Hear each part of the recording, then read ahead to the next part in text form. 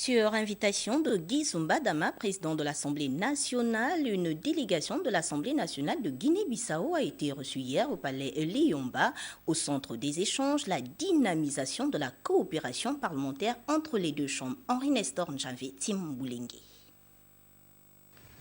Conduite par le président de l'Assemblée nationale de Guinée-Bissau, son Excellence Cipriano Kazama, cette délégation de députés vient au Gabon dans le cadre d'une visite de travail et d'amitié qui, nul doute, permettra aux deux chambres parlementaires de dynamiser les relations de coopération privilégiées existantes entre les deux pays. Au cabinet du président de l'Assemblée nationale du Gabon, une opportunité tout indiquée pour son Excellence Guy Zumba Dama, et après avoir fait une présentation briève de l'institution qu'il dirige et son fonctionnement, de plaider pour le renforcement de la coopération entre l'Assemblée nationale du Gabon et celle de la Guinée-Bissau.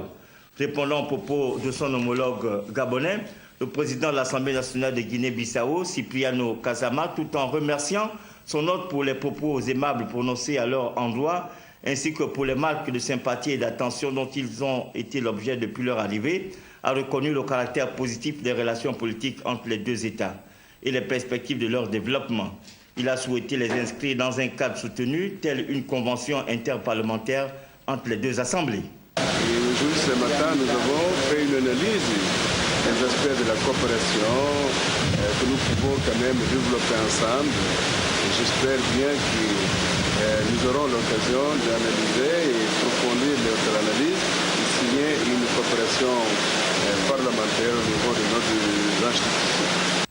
Soulignons que l'Assemblée nationale de Guinée-Bissau compte 120 députés avec une forte dominante du Parti africain de l'indépendance de Guinée et du Cap-Vert qui compte 55 députés. En sa qualité de chante de la diplomatie parlementaire, Guy Zumba Dama, en accompagnant son homologue et sa délégation, a une fois de plus salué les liens de fraternité et d'amitié qui existent entre Libreville et Bissau, surtout rappeler le rôle des parlementaires des deux pays à côté des instances traditionnelles qui devraient constituer des acteurs supplémentaires dans l'animation de la diplomatie classique afin de la rendre plus active et plus féconde.